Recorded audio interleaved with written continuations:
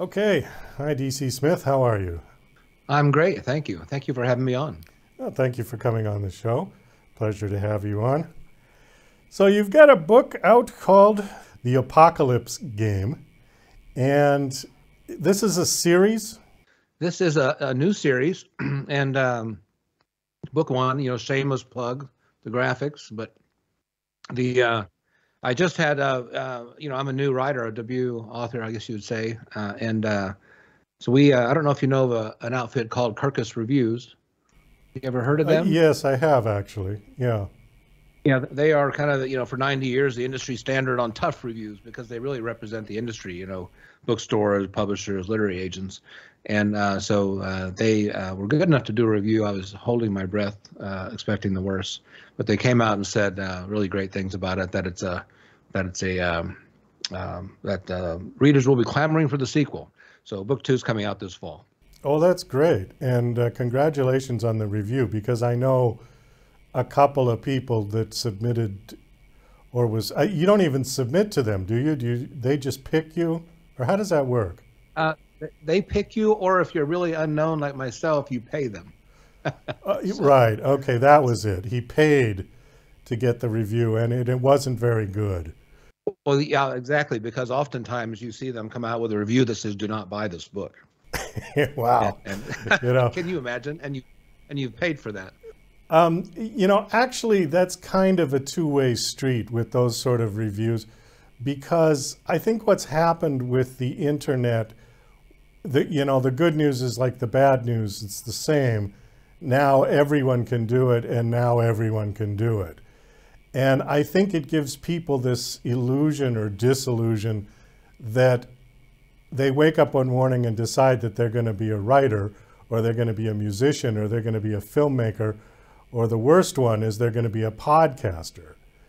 And, sometimes it needs to be said that, maybe you should just try something else, or the old expression of don't quit your day job.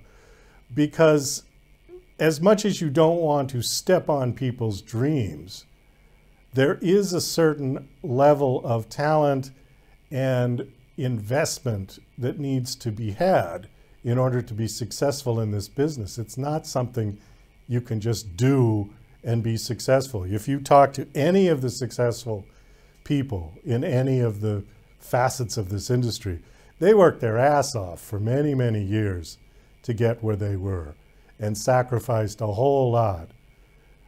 So I think people have this feeling that, well, it's so easy now because of the internet. I can just write something and stick it up on Amazon and there it is. Well, it doesn't work that way. And so when you get an honest critique from a reputable company like that, I think it works for people in both directions. In your case, it probably was a good stimulus for you, right? You said, great, they liked it. Okay, I'm going with number two now. If you had gotten a lousy review from them, would you have written number two? Well, that's interesting because you're absolutely right. I left industry in 2015 to do this full time. It takes that kind of commitment, and actually, what I've done is I wrote the first four books, and I've rewritten them a dozen times, no joke. So as my skills improved, and so for me, it would have set me off rewriting yet again, is what it would have done. But it actually says, the intriguing concept, well balanced, will leave readers clamoring for a sequel, a solid thriller that engages the heart and mind in equal measure. Kirkus Reviews. I was speechless and thrilled. So for me, what I'm doing is still learning and still improving.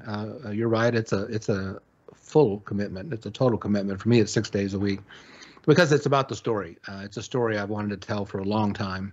It's a story about what happens to our world a little bit from now, when we see the trends in technology and government and society and inequalities and even mixed with the supernatural and what could come next. And I really wanted to tell this story, and so I am.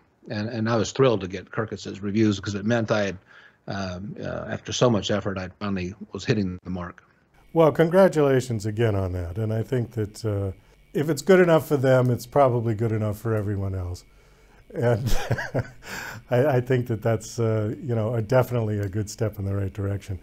Let me hone in on your book a little bit here. Now, this is a fiction, or is this a nonfiction, or how's it set up? This is what I call speculative fiction, as a genre of books called speculative fiction, and it's so it's really it's our world today. It's not another world. It's not another universe. It actually begins in New York City a few years from now with a young handicapped man who's stuck in a motorized wheelchair, and all he wants, he's had a really tough life, a lot of abuse. What he wants out of life is peace, and he wants the love of a completely unattainable woman that he can only get by curing his disfigured body using artificial intelligence. And so he is, it's really what could happen next if you have unbridled science. You've got, a lot of the things we see in our society today where really religion is fading and science is taking off. You've got a media and government with unbridled, incredible power. That end up turning against him, the young man, and so he's an anti-hero really, and who you can really, the reader can get behind, and despite that he ultimately has to make some tough decisions, all the feedback from different review sources and readers has been we just can't stop backing the Jonas greatest. Jonas is the protagonist, where I half jokingly say I'm a bald white man and a Christian who's writing a protagonist who's mixed race, handicapped, and an atheist. So I've identified. Okay, well, it sounds like a great love story. Where does the apocalyptic part come in? Well, he is haunted. Really, he's had no friends his entire life except for a voice that talks to him in the dark in the middle of the night when he's in that state between sleep and wakefulness that we all know.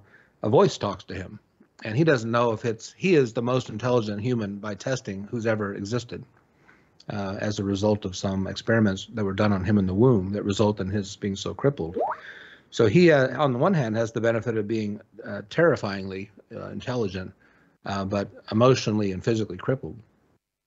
For him, there's nothing more that he wants to do than to fix his body and get the girl. But he is haunted by this voice that is a demon, and he doesn't know if it's his alternate personality, if his subconscious is talking to him because it's in that in-between state. But this demon is encouraging him towards the dark side to spark the apocalypse, the biblical apocalypse. The demon is encouraging him to start it? To be a key element of it, yeah. To be So I imagine you're probably aware, you might not be aware, but the biggest selling book series in history, just behind the Bible and just in front of Rowling's books, is the Left Behind series, if you're familiar with that. No, I haven't read them. So that series was roughly a dozen books that ended about 15 years ago. Sold 80 million books, a terribly big market. And it was one take on the biblical apocalypse.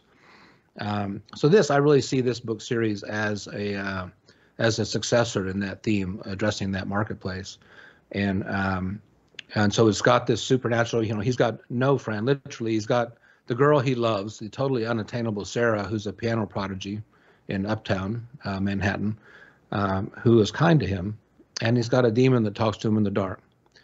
And so when that combines with, he takes his, this is a few years from now, but he takes his version of Siri or Alexa, artificial intelligence, and which is in the cloud, the internet cloud, and he modifies it according to the advice he got from the demon.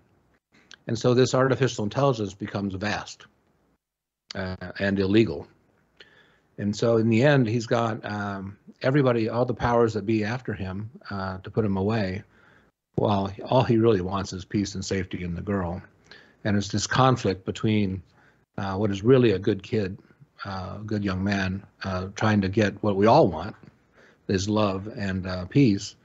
But yet he's got a demon encouraging him on a dark path, and he's got a sidekick, his artificial intelligence, that has, even though it's an infant in a way, has vast power and wants to make his fantasies come true.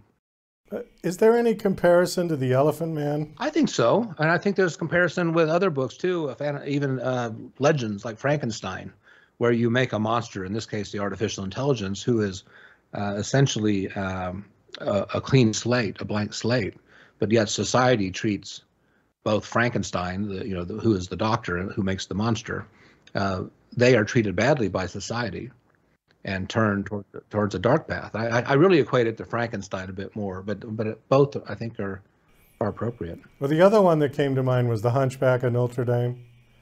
Sure, absolutely. Actually, Jonas, the protagonist, compares himself to the Hunchback at one point because the mobs are coming to burn him alive. Well, then I was a little bit confused or misled by the title because I thought that this was a doom and gloom kind of book of, the world's coming to an end and it was going to start there. But this is actually a whole love story scenario with the element of apocalypse. Yeah, it is. There's no apocalypse happens in this book. In the book, okay. This book is a love story. It's really, I put it in the game, a psychological thriller. It's a page turner. Everybody, I mean, there's been hundreds now, say they read it in 2 days. They can't put it down, which I'm very proud of because that's kind of the measure I'd given myself. Those books that keep you up at night that you just want to, pull the blanket over your head and read with a flashlight. That's what I wanted to make. And the feedback is that's what I've made. And this book is it's fundamentally a love story with a hopeless anti-hero, a hopeless protagonist that can't possibly get the beautiful girl, and with some really marvelous side characters. Yeah. We've got just about a minute and a half left, and I wanted just to ask where this story came from, because as we were talking about before we got on, you were working in industry, presumably for many years. Yeah. Had you written anything during that time, or was the story I have never written a thing besides business plans. As I said, I had to rewrite this a great deal as I learned and got experts. I've had expert editors hired for many years, that look at it at the manuscript level, but also the line level and these days all I use is a professional copy editor to make sure I get my grammar right. But it's this is it's been a passion for a lot of years to study societal trends and technology trends and the trends that are happening to faith in God and where does all that take us next has been a passion of mine for decades. And I saw this story happening and I had to write it.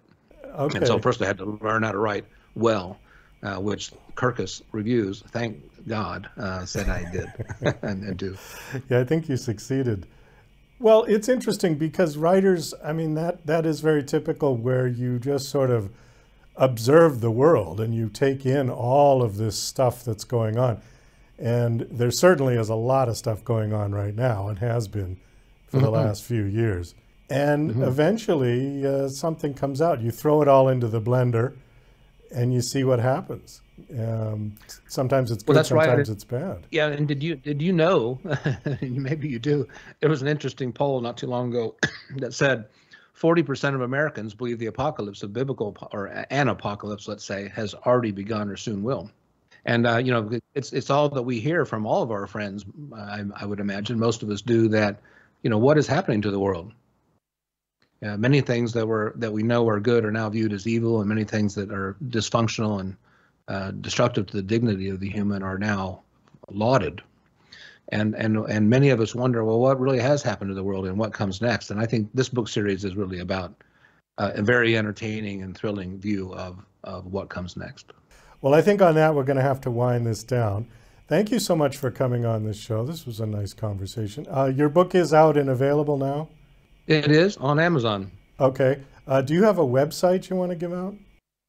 I do. It is dcsmithbooks.com. And there readers can get free books and other views of what comes next. Okay, super.